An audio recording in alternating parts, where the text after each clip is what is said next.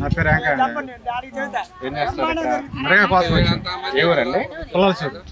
పుల్లల చెరువు నుంచి మిరగా కోసం వచ్చాం. అమ్మఒడి అన్నాడు, అమ్మఒడి వేయలేదు, ఏమీ లేదు. కూలి వాళ్ళు చదువుకోవటానికి చూడట వచ్చారు. చదువుకునే పిల్లలు కూడా వచ్చారా? చదువుకునే పిల్లలు కూడా అప్పుడు జగన్ ప్రభుత్వంలో మరి రాలే వాళ్ళు. ఎందుకని ఇప్పుడు వస్తున్నారు? అమ్మఒడి పర్లేదా? అమ్మఒడి లేదు, ఏం లేదు. వర్కనే వచ్చారు, పనులు చేస్తా ఉన్నాం.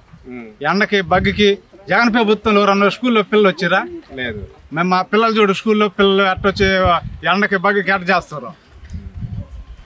అప్పుడేమో ఆ ప్రభుత్వం ఏం చేయలేదు, మా ప్రభుత్వం మేము చేస్తామని పవన్ కళ్యాణ్ మరి చంద్రబాబు మరి చంద్రబాబు కొడుకు వీళ్ళందరూ చెప్పి ఉన్నారు.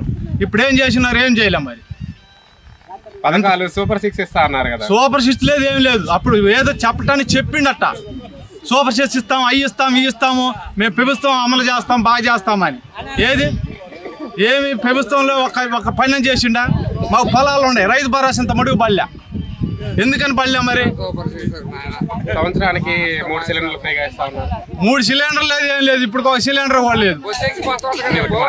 బస్సులు అంట, బస్సులు వేసిండా? బస్సులు కూడా లేవు.